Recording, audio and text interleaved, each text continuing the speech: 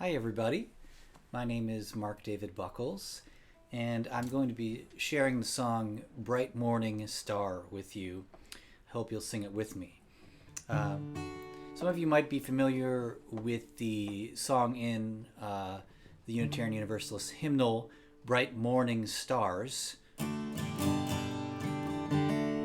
My understanding is that the song originally was Bright Morning Star, about our sun. Bright morning star is arising, or bright morning stars arising. This is also a different melody from maybe the one you've heard. It's, in my understanding, an old Appalachian melody, and it's got some additional verses written by my friend and colleague Matt Meyer. So here's how the song goes. Bright morning stars arising, bright morning stars arising, bright morning stars arising. Day is a breaking in my soul. So I'm going to line that out for you. I'll sing one line, invite you to sing it back with me. Bright morning stars arising, your turn. Bright morning stars arising. Bright morning stars arising, bright morning stars arising, bright morning stars arising, bright morning stars arising. Day is a breaking in my soul. Day is a breaking, day is a breaking in my soul. So let's try that whole thing together. Bright morning stars arising, bright morning stars arising, bright morning stars arising. Day is a breaking in my soul. Let's try that one more time. Bright morning stars arising, bright morning stars arising, bright morning stars arising. Day is a breaking in my soul. Rise up from morning slumber, rise up from morning slumber, rise up from morning slumber, rise up from morning slumber. Day is a breaking in my soul. Rise up and hear your calling. Rise up and hear your calling. Rise up and hear your calling. Rise up and hear your calling. Day is a breaking in my soul. Oh, lift your voice to heaven. Oh, lift your voice to heaven. Oh, lift your voice to heaven. Oh, lift your voice to heaven. Day is breaking in my soul. We'll sing out loud for justice. We'll sing out loud for justice.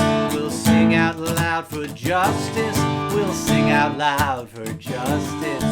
Day is a breaking in my soul.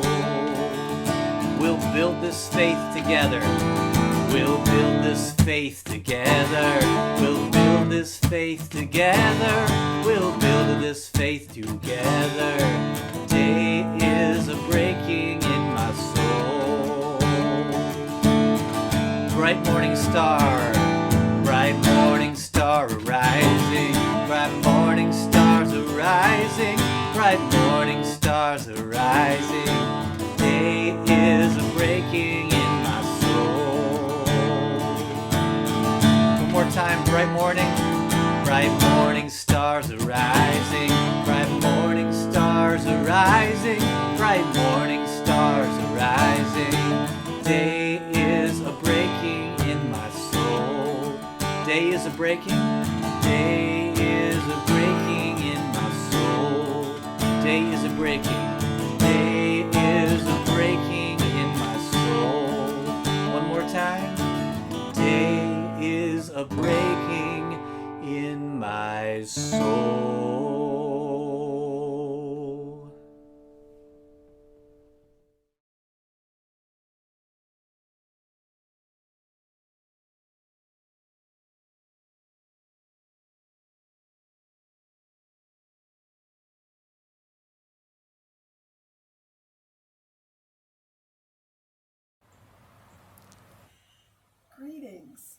welcome to this virtual service of the Unitarian Universalist Fellowship of Waynesboro. On this day, I feel hopeful that we will return to in-person services in the near future. And I feel gratitude to all the people who make these virtual services possible. They continue to sustain us as a community. This fellowship honors the person you authentically are. We see diversity as a source of strength and have committed to honoring the lives, relationships, and equal participation of persons whose sexual orientation or gender identity has often not been accepted by others. Whatever labels you claim for yourselves, have inherited as your heritage, or have been assigned by others, you are welcome here. No matter your challenges or abilities, you are welcome. Together, we are part of an interdependent web of existence. Each one has inherent worth. Welcome. I am Cynthia Thompson, and I have been a member of the UUFW for 15 years. Currently, I am the Caring Network team leader and a member of the Social Justice team. At our last Social Justice team meeting, I learned from Reverend Paul that November is American Indian Heritage Month. This struck a chord within me because I have deep respect for Native cultures from my many trips with my husband George to the West, including visits to all of the New Mexico Pueblos and the Pine Ridge Reservation. When our daughter decided to get married in Forest, Virginia, I knew from my studies that this is Monacan territory and has been for at least 10,000 years. In addition, the venue was built and the land was worked by enslaved African Americans who were brought to the area in 1760. We felt compelled to post a Monacan land and enslaved people acknowledgement at the venue, just as I am compelled now in anticipation of American Indian Heritage Month to honor the Monacan Nation and the cultural richness they bring to our region. A first step. Kindling the chalice. We light our flaming chalice to illuminate the world we seek. In the search for truth, may we be just. In the search for justice, may we be loving. And in loving, may we find peace.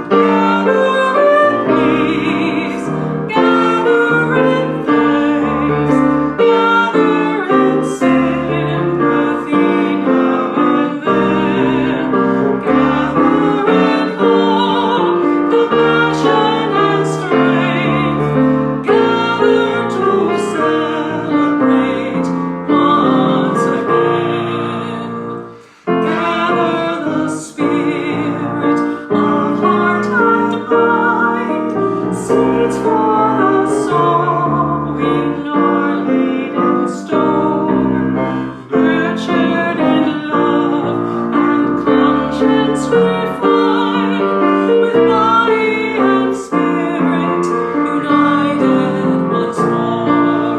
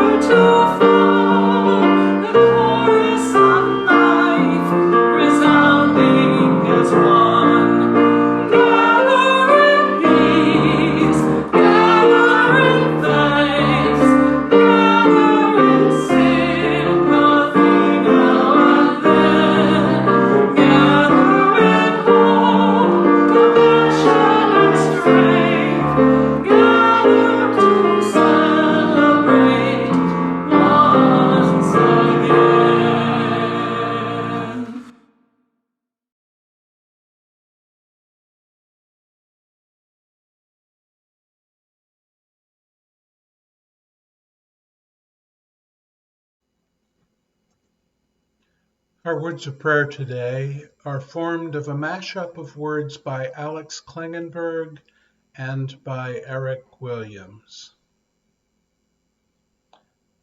Spirit of life, earth and sea and sky, place of deep longing in my heart, find your way from silence to voice. Give me strength and courage to speak truth through my life, for I am a creature of the universe, small but infinite.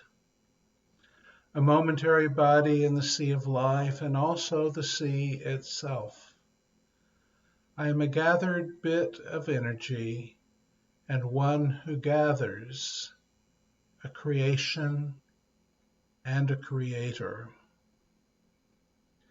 Let me not hold too tightly to one form and lose the other, for we are not form but process, ever changing and ever renewing.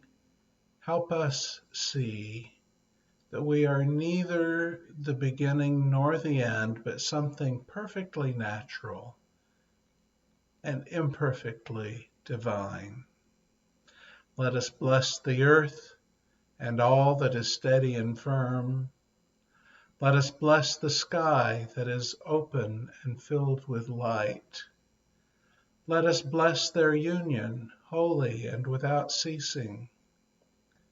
Let us bless their children, the bounty of field and forest, stones, plants, animals, and all living things. May the gifts of the earth and sky strengthen, refresh, nourish, and heal the peoples of the earth.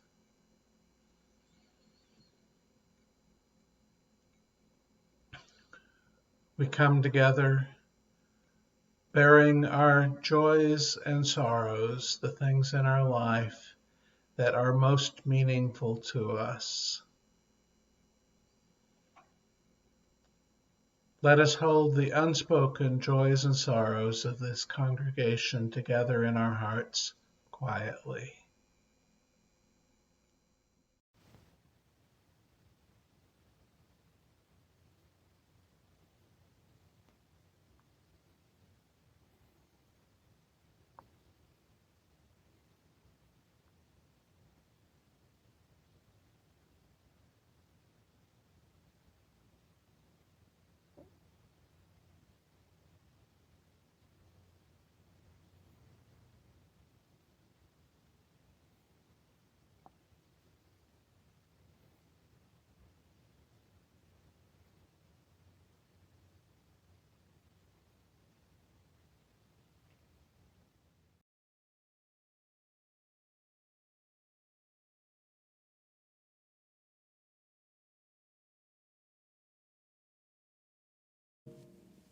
For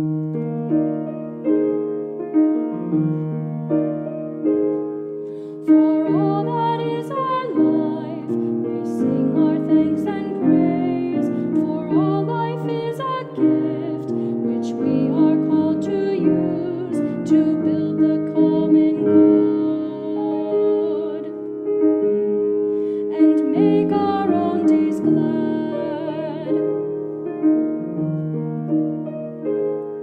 For needs which others serve, for services we give, for work and its rewards, for hours of rest and love, we come with praise and thanks. For all that is our life,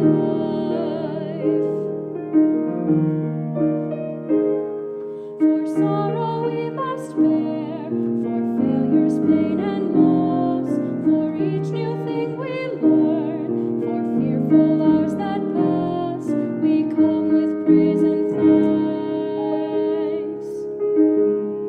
For all that is our life,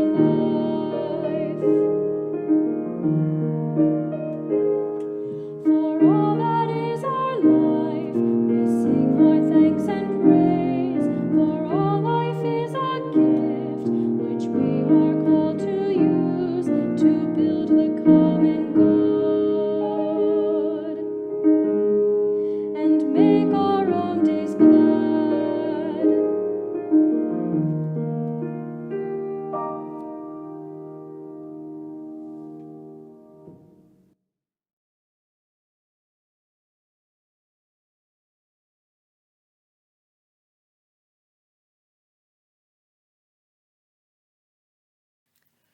We have two readings for you to think about today. The first is by Jill Tarter, A Universe of Possibilities. We live on a fragile island of life in a universe of possibilities. For many millennia, humans have been on a journey to find answers to questions about naturalism and transcendence, about who we are and why we are here, and of course, who else might be out there. Is it really just us? Are we alone in this vast universe of energy and matter and chemistry and physics? Well, if we are, it's an awful waste of space. But what if we're not? What if out there others are asking and answering similar questions? What if they look up at the night sky, at the same stars, but from the opposite side? Would the discovery of an older cultural civilization out there inspire us to find ways to survive our increasingly uncertain technological adolescence? Might it be the discovery of a distant civilization and our common cosmic origins that finally drive home the message of the bond among all humans? Whether we're born in San Francisco or Sudan, or close to the heart of the Milky Way galaxy, we are the products of a billion-year lineage of wandering stardust. We, all of us, are what happens when a primordial mixture of hydrogen and helium evolves for so long it begins to ask where it came from. And now, Communion Circle by Mark L. Bellatini. The Earth, one planet, round, global, so that when you trace its shape with your finger, you end up where you started. It's one, it's whole. All the dotted lines we draw with on our maps of this globe are just that, dotted lines. They smear easily. Oceans can be crossed. Even the desert can be crossed. The grain that grows on one side of the border tastes just as good as the grain on the other side. Moreover, bread made from rice is just as nourishing to body and spirit as bread made from corn or spelt or teff or wheat or barley. There is no superior land, no chosen site, no divine destiny falling on any one nation who draws those dotted lines just so. There's only one earth we all share, we the living, with all else that lives and does not live. Everything for good or ill, is part of the shared whole. Sky, earth, song, words, and now this silence.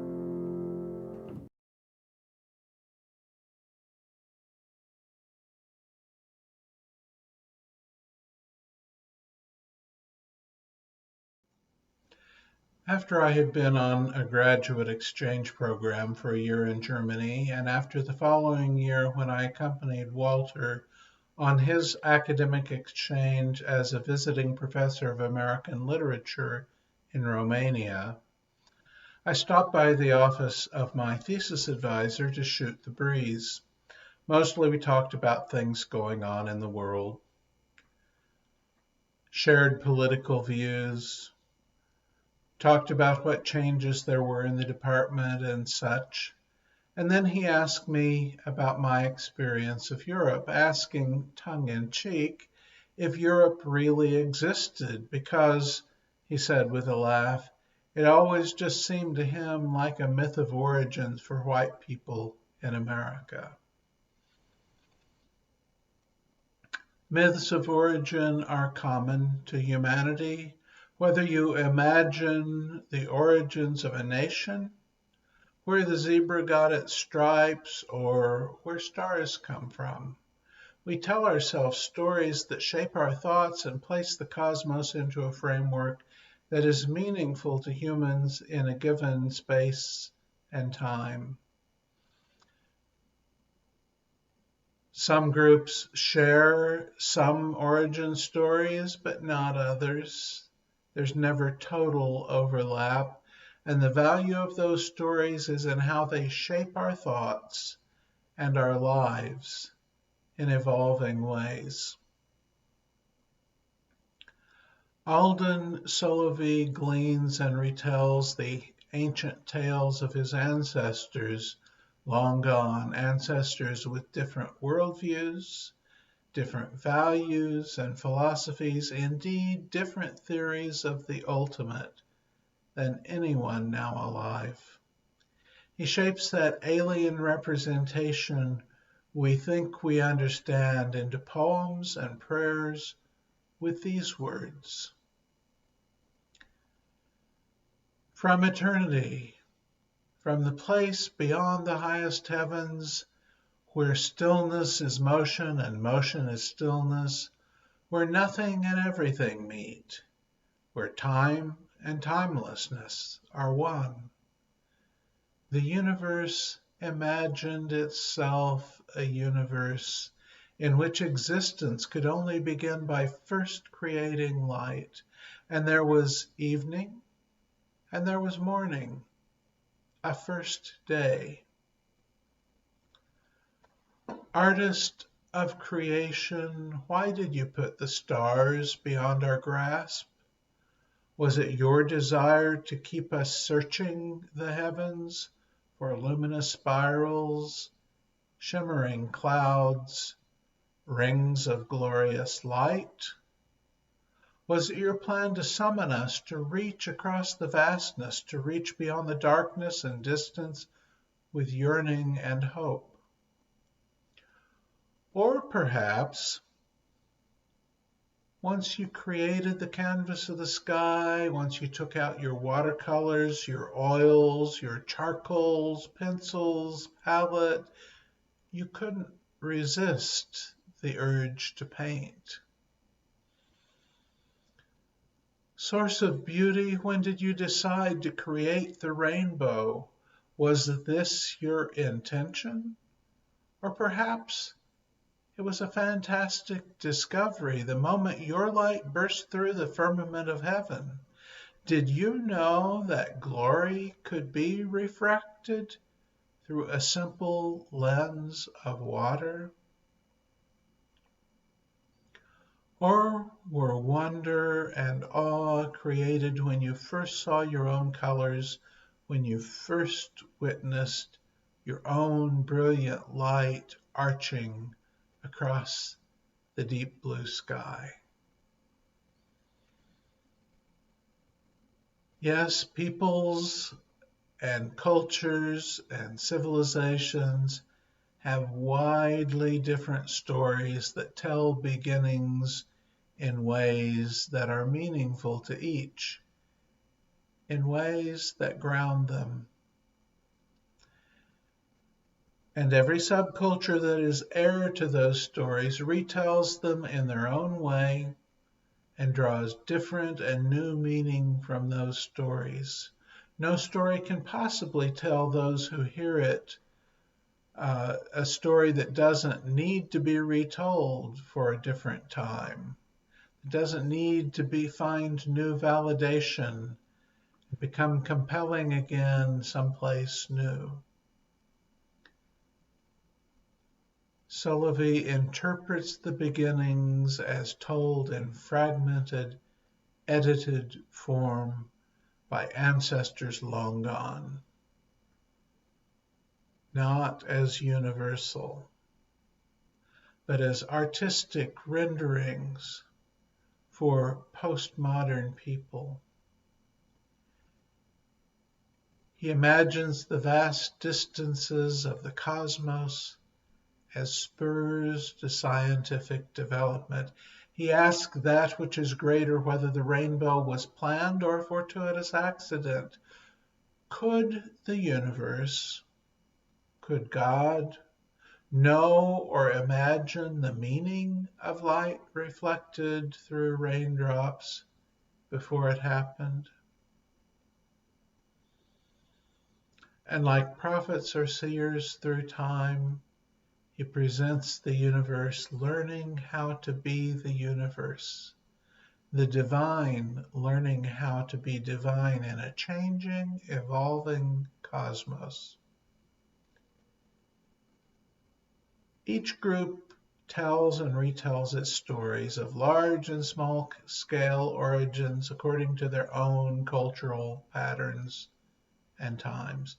But for me, that return each fall of the beginning in the turn of the Torah cycle and its multiple tellings and retellings prompts something in me, a moment of remaking and reshaping meaning. Genesis returns as art, as hint of glory, whatever we imagine glory to be. So I was particularly interested in a few scientific stories that have come out in the press this fall. The term Big Bang was coined in the 1940s, but didn't catch on as a standard term for the near origins of our 13.8 billion year old universe until the 1970s. But most of the 20th century saw scientists making discoveries that developed in part from the observation made by Vesto Slipher in 1912 of Doppler shifts of the spiral nebulae that showed that those nebulae were receding from Earth, and shifting that into understandings of an expanding universe, originating in a sudden originary expansion from a singularity. It is not the only theory out there. There will always be new developments as well, but it is now a normative understanding. It's a new, relatively new story about how we came to be, how everything came to be. And it has the advantage of being developed by the scientific method, where new information is always allowed. And after careful review, it is also allowed to reshape our understandings. Growing knowledge always builds new stories or new ways of telling the old stories, and finding the ultimate inadequacies of the old understandings as something to be celebrated rather than feared. The gradually evolving Big Bang Theory grounded us in a universe that had a different sort of beginning than some of the older stories that we recognized as myth or as scripture. a universe that's in a constant state of change and always expanding. All reality exists in a system of components that affect each other. The science can be complex for many of us, but the philosophy related to that science seems pretty basic to 21st century civilizations. So what were those ideas that saw a fairly wide popular distribution in this past few weeks? The first one I saw had the headline, "Surprise! The Big Bang isn't the beginning of the universe anymore." And then the article begins, "We used to think the Big Bang meant the universe began from a singularity. Nearly 100 years later, we're not so sure. The Big Bang teaches us that our expanding, cooling universe used to be younger, denser, and hotter in the past. However, extrapolating all the way back to a singularity leads to predictions that disagree with what we observe. Instead, cosmic inflation preceded and set up the Big Bang, changing our cosmic origin story forever." Now, that is not an article from a scholarly journal, but a summary of some part of this constantly, ongoingly developing theory. The story is finding new ways to tell itself. The second article that caught my attention in this past week seemed at first to be less scientific and more science fiction. But it was written by Avi Loeb, a former chair of the astronomy department at Harvard University, and it was published in Scientific American. It begins, "Was our universe created in a laboratory? Developing quantum gravity technologies may elevate us to a Class A civilization capable of creating baby universes."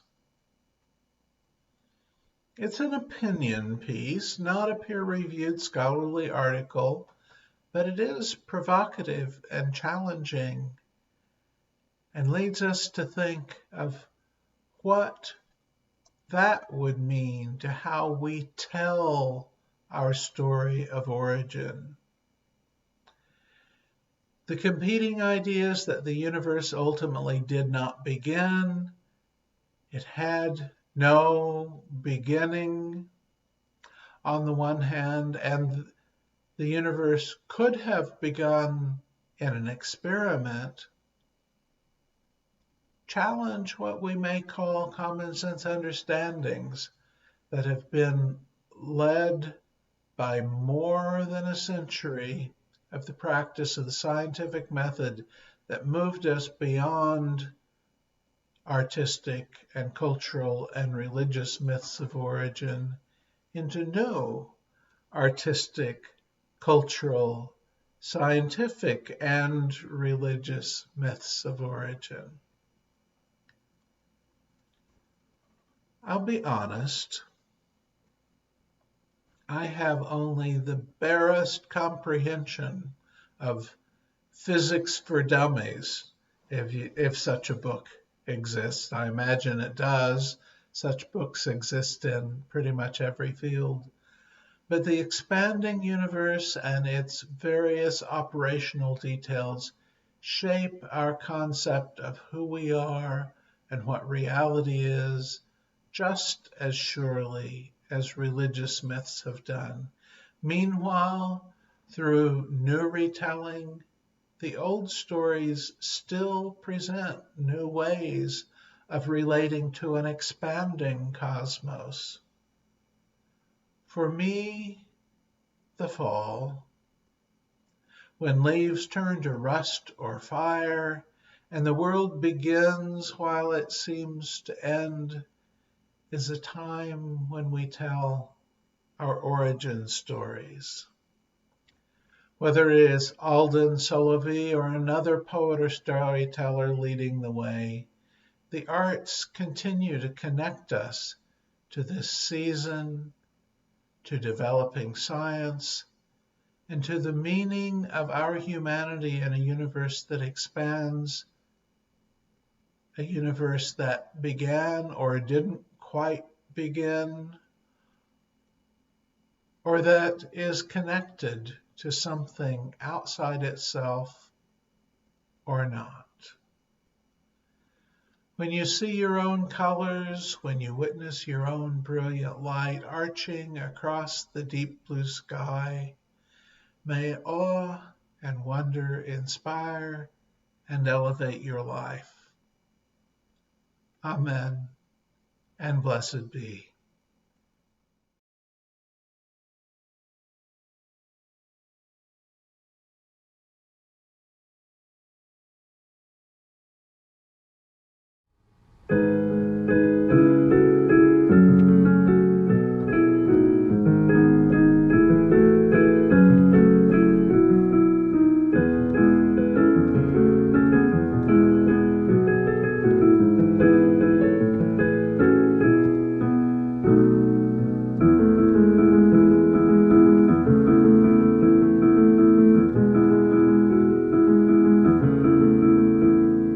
Though below me I feel no motion, standing on these mountains and plains, far away from the rolling ocean, still my dry land heart can say, I've been sailing all my life now, never harbor a port have I known, the wide universe is the ocean I travel, and the earth is my blue boat home.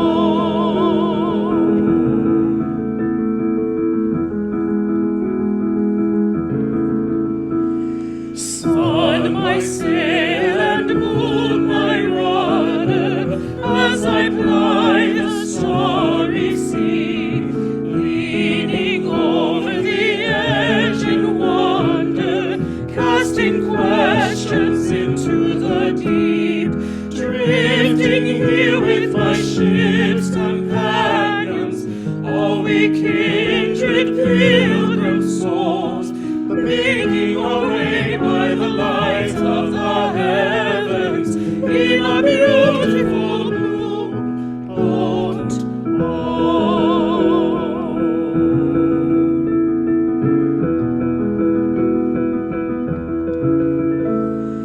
I give thanks to